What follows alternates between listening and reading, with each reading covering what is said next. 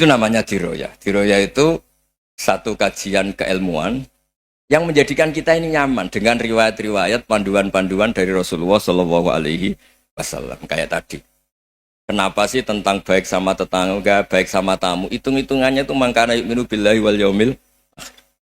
Saya pernah dicium sama orang miskin yang akut miskin betul.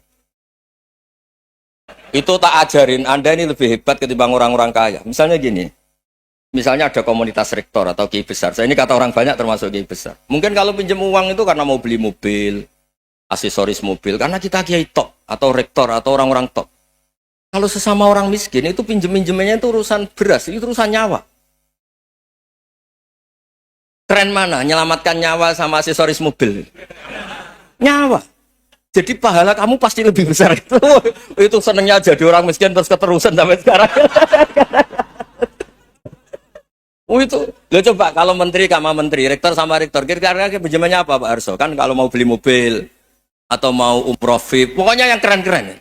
Kalau orang miskin pinjam karena apa? Makan kan? Beras kan? Makanya kalau yang sedang miskin monggo lah, kalau ingin teruskan. Kata itu. Maksud saya Islam tuh seenak itu. Islam tuh segampang itu.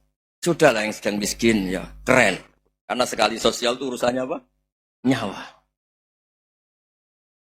Tapi kalau miskin semua ya Indonesia bisa tutup kan. Ya sudah yang kaya-kaya itu saya menyelamatkan Indonesia karena bayar pajak yang menjadikan Indonesia berjalan. Tapi ya dipakai yang benar. Nah, begitu seterusnya. Ada kiai miskin cerita ke kita. Terus enak jenengan alim, terus punya santri banyak, bisa ngajar di mana-mana. Saya bilang, hebat kamu. Dia hidup di daerah tertinggal. Itu yang diajarkan kan hanya tauhid. Kan nggak mungkin desa tertinggal baca fikih perbandingan madhab. Kan nggak mungkin. Kalau yang kayak Pak Fajar, Pak Sadali kan nggak mungkin. Fikih perbandingan apa? Madhab. Menyorot madhab dunia. Gaya engke-engke itu kan nggak mungkin. Tapi pertanyaannya, yang menyelamatkan masuk surga itu tauhid apa perbandingan madhab? Tauhid. Ini hanya mengajarkan fardu kifayah sunat-sunat. Ini Anda mengajarkan fardu ain. Surganya dulu kamu. Oh terus senangnya jadi kayak gitu. Karena yang diajarkan apa? Tauhid. Sementara kita yang gaya-gaya ini ajarkan perbandingan apa? Madhab, studi banding ke Al-Azhar kemana-mana. Ini enggak tauhid. Dari orang nyembah pohon jadi nyembah Allah Ta'ala. Keren enggak? Keren. Jadi terus kiai sama saya senangnya bukan karena tak bela. Tapi ada yang agak kurang ajar tanya saya. Kalau itu hebat kenapa Gus gak mau jadi kiai desa? Waduh. Wah ya repot kalau pertanyaan. Terus tak jawab, kalau saya jadi kiai desa, kamu ngangsu ilmu dari mana coba? Ya dari jenengan. Ya kalau sama gobloknya enggak bisa. Ya sudah Gus aja yang jadi kiai besar. Maksud saya, ya sudahlah kita begini seperti yang saya ajarkan di sini, saya sarankan supaya orang itu tahu. Nah, ini namanya diroyah, apa? Makanya kata Imam Ghazali itu kalau kamu ingin sopan gampang melihat anak kecil, wa aqallu minni dzamban, dia dosanya lebih kecil. Karena masih kecil kan, tentu secara dosa enggak banyak. Kalau melihat orang yang tua, wa aktsaru minni ibadatan, dia tentu ibadahnya lebih banyak karena umurnya lebih banyak. Sehingga terus semua orang lain tuh di depan kita itu hebat. Ya semua orang lain sama misalnya Pak ini rektor, Pak Fathul Wahid rektor, tanggung jawabnya lebih banyak, berarti pahalanya lebih banyak.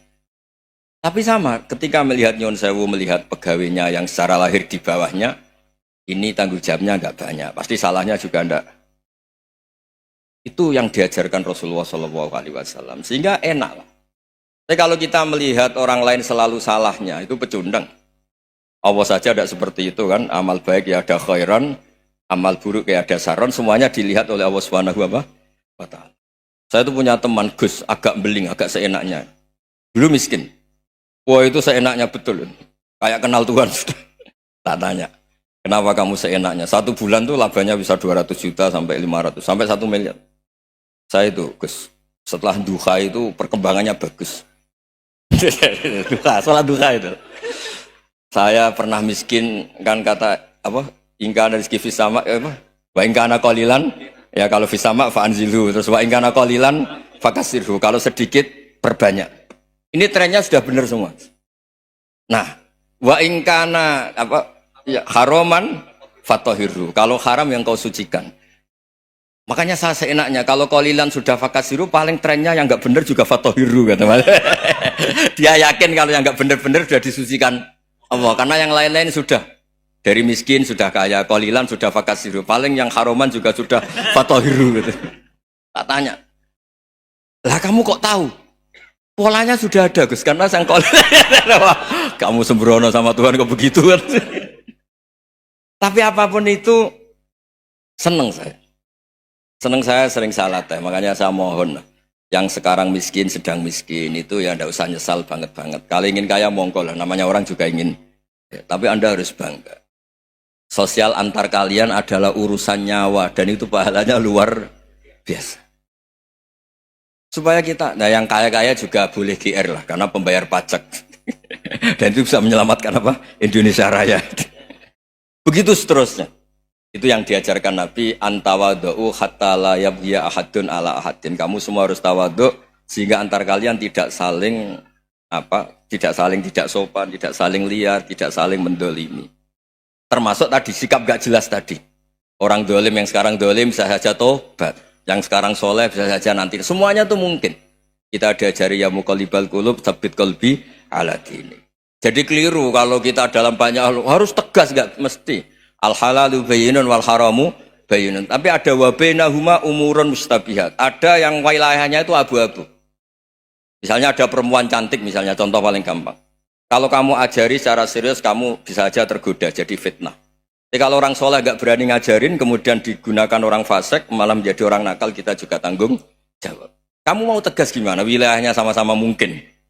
Wilayahnya sama-sama mungkin. Yang dekat pejabat mungkin terkontaminasi KKN. Tapi kalau pejabat gak dekati orang soleh, punya perilaku yang gak soleh, yang repot juga Indonesia kan. Nah hal-hal seperti itu kita tidak perlu ngambil sikap. Maksudnya gak usah ngambil sikap, ya kita buktikan kalau milih satu madhab, kita buktikan semuanya lebih baik, semuanya lebih bermanfaat, semuanya lebih berperadaban. Karena gak bisa dihindari wabena humain. Termasuk nyuwun sewu, saya mohon maaf sama mulai Pak Harso, Pak Lutfi sampai Pak Fathul Wahid. Saya ini termasuk kiai yang gak suka dekat sama orang-orang top. Bukan karena hasud. Memang konstitusi kiai harus gitu, la tamuddanna ainaika. Kenal orang lebih tinggi itu kan resiko. Misalnya saya kiai desa, mungkin punya keri tua sudah seneng, punya kijang tua sudah seneng. Gara-gara kenal Pak Wahid naik Camry, waduh kok saya kalah itu. Kenal orang itu kan resiko. Mungkin dosen-dosen sini kalau kenal saya di Rembang juga resiko. Di sini gak ada cium tangan, biasa dosen, wah gak enak jadi dosen. Jadi memang harus dibatasin. Sekiranya mungkin orang terus karena latamud dan ainaika ilham, kamu jangan sering melihat orang lain yang mungkin secara lahir dapat nikmat yang lebih tinggi timbang Anda. Kalau kamu nggak bisa ngelola hati Anda bisa hasut, Anda bisa dengki. Paling tidak Anda bisa ada syukur.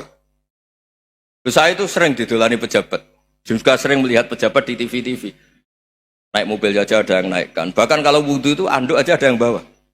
Itu kalau yang nggak kuat, weh naik jadi pejabat.